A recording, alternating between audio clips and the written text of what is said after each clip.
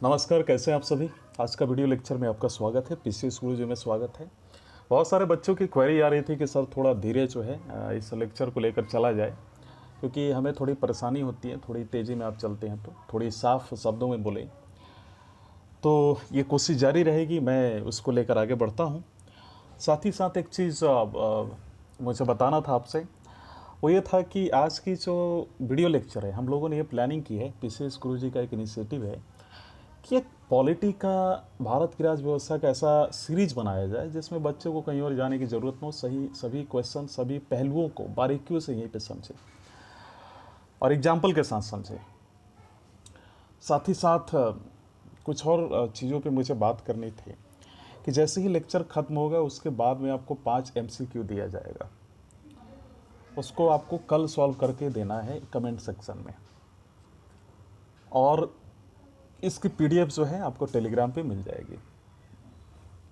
और जैसे ही chapter complete होगा आपको एक मेंस का क्वेश्चन दिया जाएगा। जो संभावित प्रीलिम्स और मेंस के क्वेश्चन होंगे वो दिए जाएंगे आपको। तो सबसे पहले मैं सारे छात्रों का आभार प्रकट करना चाहता हूँ जो हमारी लेक्चर को सुन रहे हैं। मुझे उनसे उम्मीद है कि आप इस लेक्चर को सुनेंगे। तो चलिए हम लोग समझते हैं, और इसीलिए हम लोगों ने इसका नाम दिया है, आप देख सकते हैं, इंडियन पॉलिटी चैंपियनशिप लेक्चर 1 है। और साथ ही साथ आइए आसानी से समझते हैं, इसमें आप देखेंगे। तो चलिए डिस्कस करते हैं। देखिए, भारतीय राज व्यवस्था पर अंकों का वर्षावार विभाजन पे हम लोग डिस्कस करेंगे मुख्य परीक्षा में, सामान्य अध्ययन में। देखिए 1993 से लेकर 2004 तक 70 से 80 नंबर के क्वेश्चन आए हैं। 2005 से लेकर 2010 के बीच में 60 से 70 नंबर का, 2010 से बढ़ा, और 2015 तक के बीच में जो एक रेंज है क्वेश्चन का, वो 90 से 100 के बीच में आए हैं। अब आप बोलेंगे देखिए यहाँ पे क्या है, यहाँ पे हो सकता है कि मैंने 2010 से 2015 तक बोला, तो 2010 में भी हो सकता है मैंने 80 बोला, तो हो सकता है उस समय 81 आया हो, वहीं 2011 में 99 हो गया हो सकता है।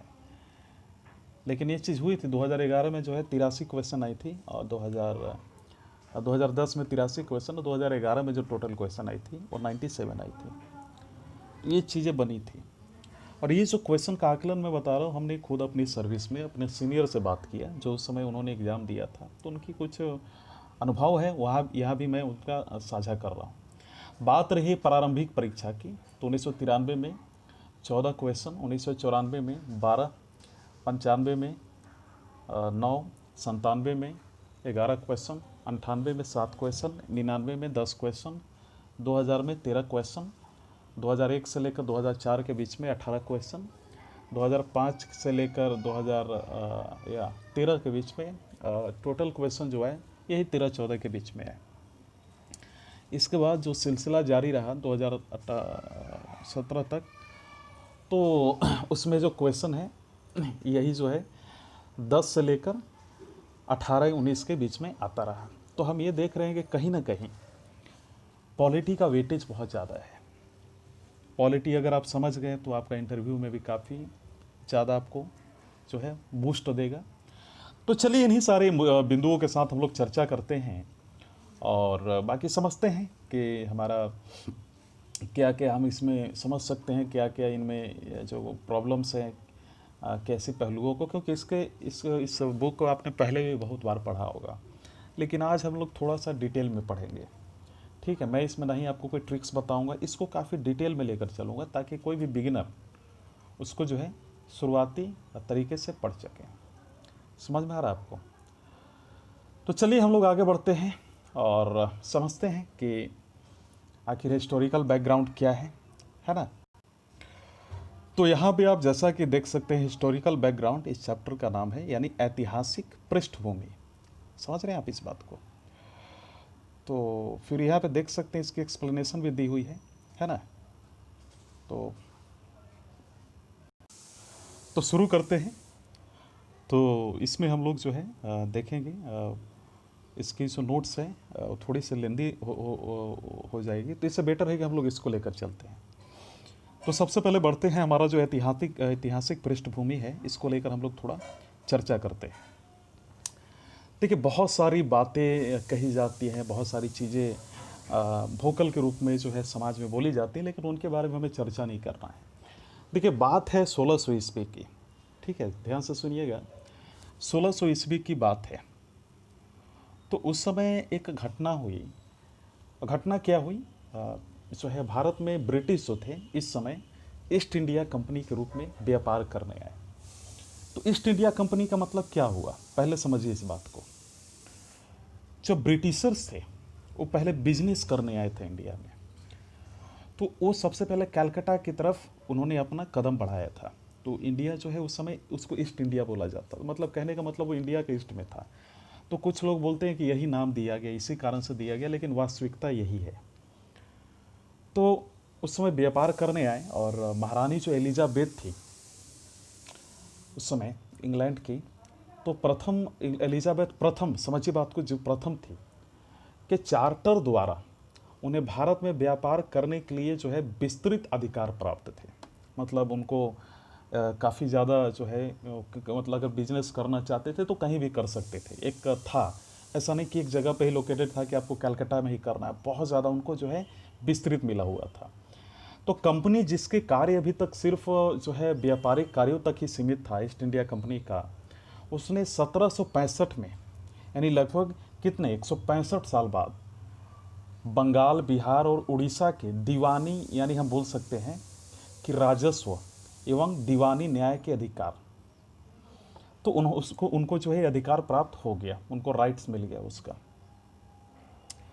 इसके द्वारा, इसके तहत भारत में, देखिए इसमें मैं इसलिए पूरी डेप्थ में नहीं जा रहा हूँ कि ये हमारा हिस्ट्री नहीं है, इतिहास नहीं है, हमारे लिए जो मेन बिंदु है उस पर हम लोग डिस्कस करेंगे।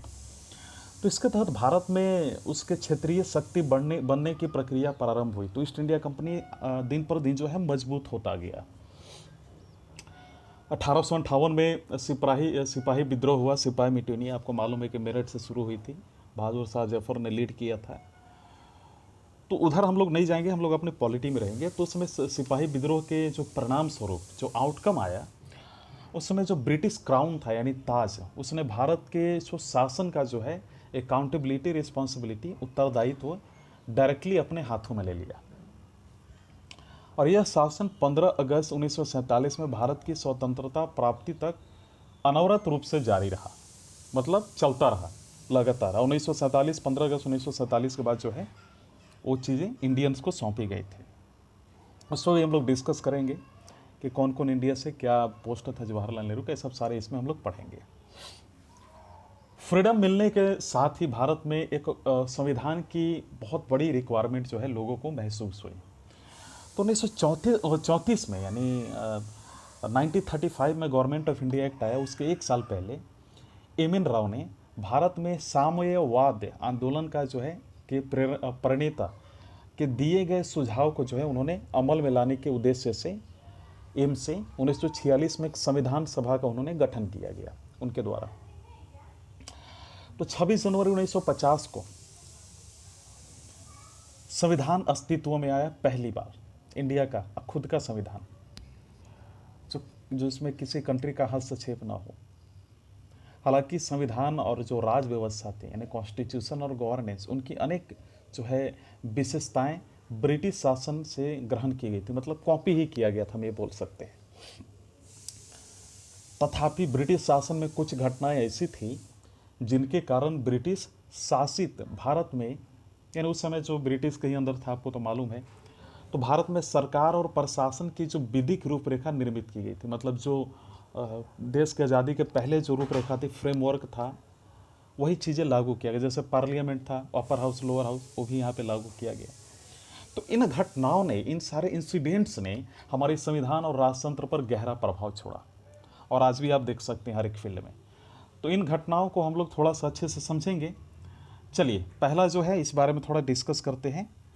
कंपनी जो है नियम, कंपनी यानी कंपनी शासन बोल सकते हैं, जो कि 1773 से 1858 के बीच में था, यानी 1773 से 1858 तक आप देख सकते हैं यहाँ पे। तो 1773 का जो रेगुलेटिंग एक्ट था, ध्यान दीजिएगा, 1773 का रेगुलेटिंग एक्ट, इस अधिनियम का अत्यधिक संवैधानिक महत्व था, बहुत ज़्यादा कॉन्स्टिट्यूशनल इंपॉर्टेंस था। क्यों था, इस बारे में चर्चा करते हैं। पहला तो भारत में ईस्ट इंडिया कंपनी के जो कार्य थे, जो वर्क थे, उसको कॉन्टिन्यूसली कंट्रोल यानी नियमित और नियंत्रित करने की दिशा में ब्रिटिश सरकार द्वारा उठाया गया पहला कदम था, पहली बार। इसके पहले ईस्ट इंडिया कंपनी का चलता था इंडिया में। तो इसके द्वारा पहली बार कंपनी के जो एडमिनिस्ट्रेटिव यानी प्रशासनिक और राजनीतिक जो कार्य थे, कार्यों को मान्यता मिली। और इसके बाद, तुरंत इसके बाद, इसके द्वारा भारत में केंद्रीय प्रशासन की नींव रखी गई, इंग्लैंड से डायरेक्ट उसको लीड किया जाने लगा।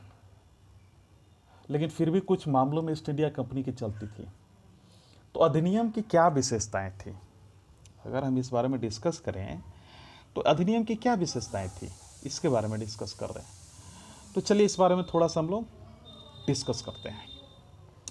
तो इस अधिनियम द्वारा बंगाल के गवर्नर को बंगाल का गवर्नर जनरल पद का नाम दिया गया था, और उसकी सहायता के लिए एक 4 सदस्यीय जो है कार्यकारी परिषद का गठन किया गया।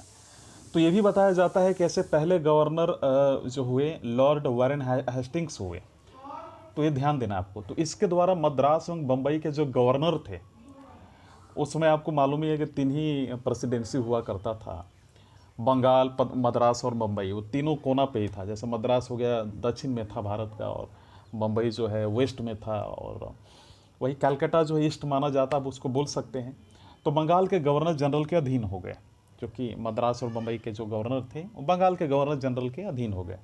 जबकि पहले सभी प्रेसिडेंसियों के गवर्नर एक दूसरे से अलग थे, मतलब अलग अलग अब सबका अकाउंटेबिलिटी था। लेकिन इसके कानून आने के बाद, इस अधिनियम के आने के बाद, ये दोनों उनके अंदर आ गए अपने आप। तो अधिनियम के अंतर्गत कलकत्ता में 1774 में एक उच्चतम न्यायालय, सुप्रीम कोर्ट आप बोल सकते हैं, उच्च न्यायालय नहीं, उच्चतम न्यायालय यानी सर्वोत्तम न्यायालय बोल सकते हैं, सुप्रीम कोर्ट की स्थापना की गई 1774 में। यानी यह ध्यान देना है कब की गई, 1774 में, जिसमें मुख्य न्यायाधीश और 3 अन्य न्यायाधीश उनके बगल में बैठते थे। इसके तहत कंपनी के कर्मचारियों को निजी यानी प्राइवेट जो बिजनेस था, निजी व्यापार करने और भारतीय लोगों से उपहार यानी ब्राइब जिसको बोल सकते हैं, घूस रिश्वत लेना, उसको पूरी तरीके से निषेध कर दिया गया, प्रतिबंधित कर दिया गया। 5वीं चीज़ हुई कि इस अधिनियम के द्वारा ब्रिटिश सरकार का कोर्ट ऑफ डायरेक्टर, यानी जिसको हम बोलते हैं ना कंपनी की गवर्निंग बॉडी, उनके माध्यम से कंपनी पर जो है नियंत्रण सशक्त हो गया डायरेक्टली। और इससे भारत में इसके राजस्व यानी टैक्स है, इनकम टैक्स या फिर जो भी टैक्स बोल सकते हैं, नागरिक यानी डिफेंस और सैन्य मामलों की जानकारी ब्रिटिश सरकार को देना आवश्यक कर दिया गया। अब इनको बिना जानकारी दिए बिना कुछ कर भी नहीं सकते थे। तो फिर एक और उस समय चीज़ हुई, पिट्स इंडिया एक्ट 1784 वाला, है ना। तो रेगुलेटिंग एक्ट 1773 यानी 1773 की कमियों को दूर करने के लिए ब्रिटिश संसद ने एक संशोधित अधिनियम, ध्यान दीजिएगा, संशोधित यानी अमेंडमेंट, राइट, वो अधिनियम जो है 1781 में पारित किया बिल के रूप में, जिसे एक्ट ऑफ सेटलमेंट के नाम से भी जाना जाता है। इस चीज़ का आप ध्यान देंगे। तो इसके बाद देखिए क्या हुआ, एक बहुत मज़ेदार चीज़ हुई कि इसके बाद एक अन्य महत्वपूर्ण अधिनियम पिट्स इंडिया एक्ट 1784 अस्तित्व में आ गया। उसके अलावा भी, समझ में आ रहा है आपको। अब इसके बारे में देखिए, थोड़ी जानकारी लेंगे क्योंकि ये ज़रूरी है। तो इस अधिनियम की क्या विशेषताएं थी, देखिए इसने कंपनी की जो राजनीतिक है ना, राजनीतिक यानी पॉलिटिकल और कॉमर्स यानी राजनीतिक और वाणिज्यिक जो कार्यों को जो है पृथक पृथक कर दिया, यानी उसको बांट कर रख दिया। इसने निदेशक मंडल को कंपनी के व्यापारिक मामले के अधीक्षण की अनुमति तो दे दी थी, लेकिन हुआ क्या था, मैं बता रहा हूँ, राजनीतिक मामलों के प्रबंधन के लिए जो बोर्ड ऑफ कंट्रोल मैंने बोला था ना, नियंत्रण बोर्ड, उसके नाम से एक नए निकाय का गठन कर दिया गया। समझ में आ रहा है। एक और, तो इस प्रकार जो है द्वैध शासन यानी जिसको बोलते हैं ना डायरेक्ट डुअल गवर्नमेंट, तो एक पहले नियंत्रण बोर्ड था लेकिन उसके अलावा भी दूसरा कर दिया गया, तो 2 हो गया। तो इसी प्रकार से इसको क्या बोला जाता है, द्वैध शासन यानी डायरेक्टरी जो है बॉडी, तो जिसमें 2 जो है प्रशासन का शासन चलता है, तो उसकी व्यवस्था का शुभारंभ किया गया। हालांकि ये चला नहीं। तो नियंत्रण बोर्ड की शक्ति थी कि वह ब्रिटिश नियंत्रित भारत में, क्योंकि ब्रिटिश के अंदर था उस समय भारत, उसमें सभी नागरिक चाहे और सैन्य सरकार यानी डिफेंस गवर्नमेंट और जितने भी टैक्स की जो एक्टिविटी है यानी राजस्व गतिविधियाँ, उसका अधीक्षण और नियंत्रण करे, कंट्रोल करे और उसको मैनेज करे। तो इस प्रकार क्या हुआ कि यह अधिनियम दो कारणों से जो है महत्वपूर्ण था। पहला क्या था कि भारत में कंपनी के जो अधीन क्षेत्र को पहली बार, ध्यान देंगे आप, पहली बार ब्रिटिश आधिपत्य का क्षेत्र कहा गया। समझ में आ रहा है आपको? तो दूसरा जो है, ब्रिटिश सरकार को भारत में कंपनी के कार्यों और इसके प्रशासन पर पूर्ण नियंत्रण प्रदान किया गया। ये चीज़ आप ध्यान देंगे। तो ये कुछ थी हमारा, और इस बारे में हम लोग डिस्कस करेंगे। हालांकि आपको एक चीज़ जानना है, कुछ इंपॉर्टेंट जो मुद्दे हैं आपको शायद मालूम हो या ना हो। अगर मैं कुछ बिंदुओं पे चर्चा करूं, तो मैं आपको ये बताना चाह रहा था कि भाई यहाँ पे हम लोगों ने वारेन हेस्टिंग्स का नाम लिया, जो बंगाल के पहले गवर्नर जनरल थे। उनके बारे में भी जानिए आप। देखो, वारेन हेस्टिंग्स 6 दिसंबर 1732 को उनका जन्म हुआ था। 22 अगस्त 1818 को उनका जो है डेथ हुआ था। एक अंग्रेज राजनीतिज्ञ थे, ये पॉलिटिशियन थे, जिन्होंने फोर्ट विलियम प्रेसिडेंसी बंगाल का प्रथम गवर्नर का पद संभाला था और बंगाल के सुप्रीम काउंसिल का अध्यक्ष उनको बनाया गया था। तो इस तरह 1773 से 1785 तक वो भारत के प्रथम वास्तविक डी फैक्टो, समझ में आ रहा है, ओरिजिनल, है ना, गवर्नर जनरल रहा। 1787 में भ्रष्टाचार के मामले में जो है उस पर महाभियोग चलाया गया था, ध्यान दीजिएगा। लेकिन एक लंबे परीक्षण के बाद उसे 1795 में उसको जो है क्या बोला जाता, हम बोल सकते हैं कि उसको निर्दोष साबित कर दिया गया। 1814 में उसे जो है प्रीवी काउंसिल बनाया गया, काउंसलर बनाया गया। और ये भी ध्यान देना है कि इनका जो शैक्षणिक संबंध था वेस्टमिंस्टर स्कूल से था, ये ध्यान दीजिएगा। हालांकि इनके बारे में बहुत कहानियाँ हैं, इनके बारे में हम लोग उतना चर्चा डेप्थ में नहीं जाएंगे, ठीक है। जितनी हमारे लिए इम्पोर्टेंट है उतना को ही लेकर हम लोग आगे बढ़ेंगे, है ना। हालांकि 1788 में हासिल कर लिए गए संपत्ति पर एक चीज़ बोली जाती है कि संपत्ति पर डैल्सफोर्ड ग्लूस्टरशायर सही साइट के मध्य योगिन सीट के हेस्टिंग परिवार है, मतलब उनका नाम भी खराब किया गया था। हालांकि इन मुद्दों पे हमें चर्चा नहीं करना है, ये हमारे लिए इंपॉर्टेंट नहीं, लेकिन मैं आपको कुछ जानकारियाँ दे रहा था। तो ये सारी चीज़ें थी, तो हम लोगों ने इनके बारे में डिस्कस किया। पहला क्या डिस्कस किया हम लोगों ने डिस्कस किया कंपनी नियम के बारे में लेकर, कंपनी नियम को डिस्कस किया 1773 से 1858। फिर इसके बाद हम लोगों ने डिस्कस किया 1773 से रेगुलेटिंग एक्ट, वही विनियम अधिनियम 1773। इसके बाद हमने सबसे इंपॉर्टेंट पिट्स इंडिया एक्ट को लेकर हम लोगों ने क्या किया, डिस्कशन किया। तो ये सारी जो चीज़ है ये काफ़ी इंपॉर्टेंट है आपके एग्जामिनेशन को लेकर। लेकिन विलियम पिट्स जिनके बारे में हम लोग बात कर रहे हैं ना, उनके बारे में भी जानिए। पिट्स इंडिया एक्ट का ये इनका जन्म हुआ था 28 मई 1759 को ब्रॉमली यूनाइटेड किंगडम में। मृत्यु हुई 23 जनवरी 1806 के पटनी लंदन यूनाइटेड किंगडम में। शिक्षा इनका पेम्ब्रोक कॉलेज से हुआ 1773 से लेकर 1776 तक। तो ये विलियम पिट मैं फर्स्ट की बात नहीं कर रहा हूँ, दो की, जो इंग्लैंड के प्रधानमंत्री भी रह चुके हैं। तो ये सारी चीज़ें हैं। वहीं अगला हम लोग देखेंगे, इसमें जो इम्पोर्टेंट क्वेश्चन है इसको माफ़ कीजिएगा, हम हिंदी में भी इसको लाएंगे, इसके लिए मैं माफ़ी चाहूँगा। इसको हिंदी में भी यहाँ पे लाया जाएगा। Which of the following act led to the introduction of dual system of government in India. मैंने बता दिया है, आप समझिए, इसके बारे में डिस्कस हुई है। विच ऑफ द फॉलोइंग, यहाँ पे आप ऑप्शन देख लीजिए। Pitt's India act 1784, regulating act 1783, chartered act 1793 और charter act 1813। Which of the following act ensure the establishment of supreme court in India, मतलब कौन सा एक्ट के तहत सुप्रीम कोर्ट इंडिया में इस्टेब्लिश हुआ था, आप देख लीजिए। Pitt's India act 1784, regulating act 1773, charter act 1793, charter act 1813। पहले की हिंदी में बताता हूँ। विच ऑफ द फॉलोइंग, यानी कौन से एक्ट के बाद डुअल सिस्टम को इंडिया में इंट्रोड्यूस किया गया था, परिचय उसको यहाँ पे स्थापित किया गया था, मैंने इस पर बता भी दिया है। Which of the following British act give exclusive trade privilege to the British, इनमें से कौन सा ऐसा एक्ट है जिसने एक बहुत ही महत्वपूर्ण विशेष जो है अधिकार दे दिया था ब्रिटिश ईस्ट इंडिया कंपनी को बिजनेस को लेकर इंडिया में। तो आप देख लीजिए। फिर इसके बाद which of the following British act invests the parliamentary system of government, इनमें से कौन सा एक्ट जो है पार्लियामेंट्री सिस्टम ऑफ गवर्नमेंट को यहाँ पे ये किया है। हालांकि इसके बारे में मैंने पढ़ाया नहीं है, लेकिन फिर भी आप गेस कीजिए, है ना। इसको मैंने ऐसे ही दिया है कि आप गेस करें, है ना। और इसके बाद फिर कल इस पर भी चर्चा होगी। Which of the following British act introduces Indian civil, इसमें से कौन से ब्रिटिश एक्ट ने इंडियन सिविल सर्विस को जो है इंट्रोड्यूस किया है, तो ये भी आप देख लीजिएगा। हालांकि ये दोनों क्वेश्चन जो है ना, इसके बारे में हम लोगों ने अभी तक चर्चा नहीं किया इससे रिलेटेड टॉपिक को, लेकिन आपको गेस करने के लिए मैंने क्वेश्चन दिया है। बात रही mains question after completing chapter होगा, जब हम लोग चैप्टर कंप्लीट कर लेंगे तब मेंस क्वेश्चन की ओर बढ़ेंगे। मुझे उम्मीद है कि आपको वीडियो लेक्चर पसंद आएगा, इससे और हम लोग इंप्रूव करेंगे इस वीडियो लेक्चर में। आज के लिए इतना ही, धन्यवाद।